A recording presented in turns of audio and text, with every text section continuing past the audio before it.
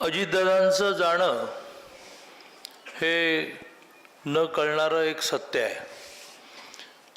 म्हणजे आदल्या दिवशी त्यांच्या जीवनातल्या प्रत्येक गोष्टी पूर्ण केल्यानंतर दुसऱ्या दिवशी ते नसतात, आजारी नसतात, कुठलंही जाण्याचं चिन्ह नसतं.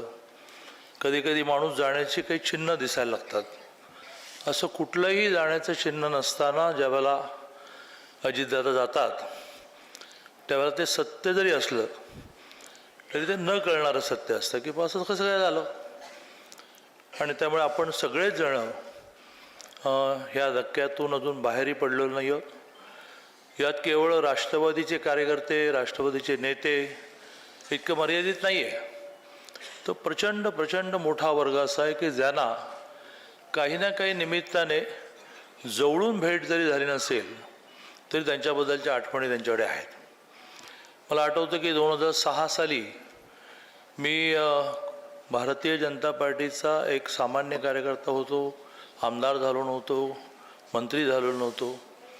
आणि कोल्हापूरची जिला आपण सुवर्णकन्या म्हणतो अशी तेजस्विनी सावंत हिने मेलबर्नला राष्ट्रकुलमध्ये 2 गोल्ड मेडल मिळवले. दादांची बहीण विजयाताई कोल्हापुरात असतात. दादा बहिणीकडे आले होते. दादांच्या बद्दलच्या अशा कुटुंबवत्सल म्हणून गोष्टीसुद्धा खूप खरं म्हणजे अनेकांनी सांगण्यासारख्या आहेत की एखादा माणूस रांगडा असतो, लोकांना आदरयुक्त भीती वाटणारा असतो, पण तो कसा कुटुंबवत्सल असतो ते खूप वेळा विजयाताईंकडे यायचे. तर विजयाताईंकडे आलेले अजितदादा सकाळी 6 वाजता मेलबर्नची ही 2 गोल्ड मेडल मिळवलेली बातमी ऐकल्यानंतर तेजस्विनी सावंतच्या घरी पोहोचले. हलाकी म्हणजे काय याचं मोठं उदाहरण तेजस्विनी सावंतचं घर होतं. पण तिथे जाऊन सकाळी 6 वाजता तिच्या आईवडिलांचं कौतुक, आणि ती मेलबर्नलाच होती, त्यांनी घोषित केलं की हिला आल्यानंतर आम्ही कुठलीही MPSCची परीक्षा, त्यावेळेला कायदा नव्हता, आता कायदा झाला, कुठली MPSCची परीक्षा न देता आम्ही क्लास 1चा जॉब देणार. पुढे क्लास 1चा जॉब देऊनच दादा थांबले नाहीत, तर घर आणि तिची रेंज बांधण्यासाठी, शूटिंग रेंज बांधण्यासाठी जागा पण त्यांनी दिली. आता या तेजस्विनी सावंतचा नंतर किती संबंध आला असेल दादांशी, राजकारणात ती नसल्यामुळे माहीत नाही, पण आज त्यांच्या घरी दुःख आहे. अशी लाखो लाखो घरं आहेत की ज्यांना काही ना काही असा परिसस्पर्श झाला. आणि त्यामुळे दादांचं एक कणखर नेतृत्व, थोडं रांगडं नेतृत्व जसं लोकांसमोर येतं तसं ही दादांची संवेदनशीलतासुद्धा अनेकांना अनुभवायला मिळाली. असे दादा, मी म्हटल्याप्रमाणे अरे काल तर बोललो आपण, असे अचानक निघून गेले.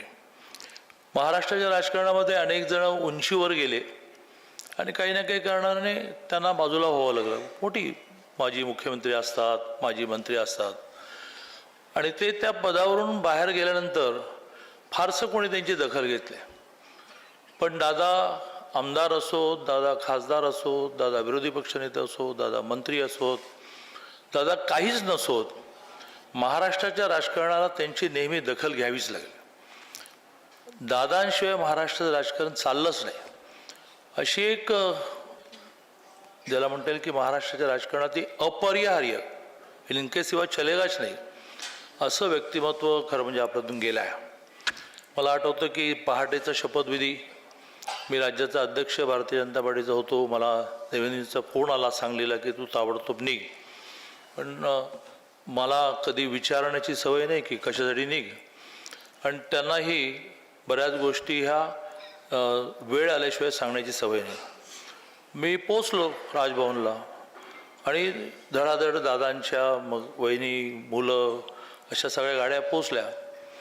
आणि मग लक्षात आलं की दादा शपथ घेणार आहेत. देवेंद्रजीच्या घरी गेल्यानंतर म्हटलं हे काय, ते म्हणाले की हे दादाच करू शकतात, आणि त्यांनी हे धाडस केलेलं आहे. ते धाडस त्यांनी नंतर पुन्हा एकदा केलं आणि राष्ट्रवादीतून बाहेर पडून ते सरकारमध्ये सहभागी झाले. असं परिणामांची काळजी न करता उडी मारण्याची सवय ही दादांमध्ये होती. त्यामुळेच ते खरं म्हणजे इतक्या मोठ्या स्थानापर्यंत पोहोचले. कुठलंही खातं येवो त्याचं आकलन करणं हे त्यांचं मोठं वैशिष्ट्य होतं आणि त्यामुळे त्यांच्याकडे खातं आलं नाही असं कुठलं खातंच राहिलं नाही. पण प्रत्येक गोष्टीचं आकलन त्यांनी केलं.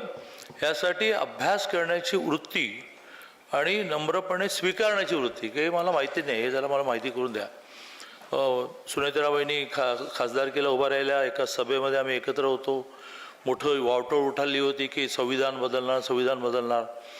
मी एक खूप चांगली नोट तयार केली होती आणि मी ती मांडून खाली बसलो. न संकोच करता दादा म्हणाले की ही चेक कॉपी मला देशील. मी ताबडतोब माझ्या बरोबरच्या माणसाला पाठवलं होती. म्हणजे त्यांनी संकोच नाही केला की ही नोट मला हवी आहे. तर असं प्रत्येक गोष्ट समजून घेणारे दादा अचानक गेले. विठ्ठलराव मणियारांचं इथे भाषण झालं. मला ते भाषण ऐकताना असं वाटलं की इथेच शोकसभा संपली पाहिजे. खूप राजकारणातली मर्म त्यांनी मांडली. कमी बोलले ते, पण कमी बोलताना ते त्या कमी वाक्यातून खूप बोलले की नाती कशी अशा सगळ्या घटनांनंतर संपत नाही. दादाने त्यांच्याकडे येऊन कशी खंत व्यक्त केली. मला आठवतं की सुनेत्राबाईंच्या प्रचारासाठी मी बारामतीला गेलो आणि मी पवारसाहेबांबद्दल बोललो. मला सुनेत्राबाईंनी उमेदवार असतानाही त्यांचा फोन आला की दादा उद्यापासून तू बारामतीमध्ये प्रचाराला यायचं नाही, पवारसाहेबांबद्दल असं बोललेलं मला चालणार नाही. तर हे जे हळवं मन असतं ते फार दादांसारख्या राजकारणाला फार कमी वेळा व्यक्त करायला मिळतं. आणि त्यामुळे मी माझ्या पक्षाच्या वतीने, शासनाच्या वतीने त्यांना श्रद्धांजली व्यक्त करतो. आणि आपल्यापैकी अनेकांच्या मनामध्ये ही भावना आहे की त्यांच्या कुटुंबाच्या मागे आपण भक्कमपणे उभे राहिलं पाहिजे. आणि त्यांनी केलेलं कार्य हे असं अचानक गेल्यामुळे जे अपूर्ण राहिलं आहे ते त्यांच्या कुटुंबाला पूर्ण करताना आपण सगळ्यांनी मदत केली पाहिजे.